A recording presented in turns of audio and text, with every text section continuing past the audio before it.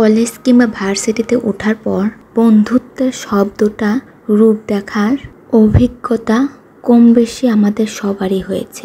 School লাইফের পরেই বন্ধুত্ব সংজ্ঞাটা বদলাতে শুরু করে। কলেজ কিংবা ভার্সিটির বন্ধুরা আসে আর যায়, টিকে থাকে শুধু স্কুলের বন্ধুরা। বছরের পর বছর, সারা জীবন। ক্লাসে এমন কিছু বন্ধু ছিল যারা প্রচণ্ড গরমে তৃষ্ণায় পানি চাইলে বলতো, সরি রে, বোতলের মুখ লাগিয়ে খেয়েছি।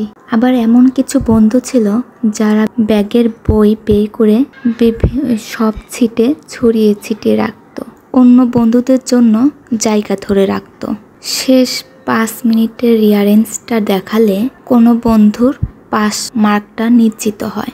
ভালো খারাপ মিলে ওরাই থেকে গেছে। আমাদের স্কুলে একই নামে যদি অনেক স্টুডেন্ট থাকতো তাইলে তাদের নামের পাশে বসিয়ে দিতাম নাম্বার 2, নাম্বার 3। আগের দিনের সেই শৈশবের কথা এখন মনে পড়ে। বছর বছর স্কুল বদলে যাওয়া সেই স্কুলের বন্ধুদের ফেলে এখন নতুন স্কুল, নতুন কলেজ, নতুন বন্ধুত্ব। আবার তাদের সাথে বন্ধু হতে না হতেই বছর ঘুরে চলে যাবার সময় চলে আসে। বড় হতে হতে সব বদলে গিয়েছে, কিন্তু বন্ধুত্ব জিনিসটা বদলানো উচিত হয়নি। বন্ধুরা বদলে গিয়ে আমাদের এই নিষ্ঠুর পৃথিবীতে অসহায় করে তুলেছে।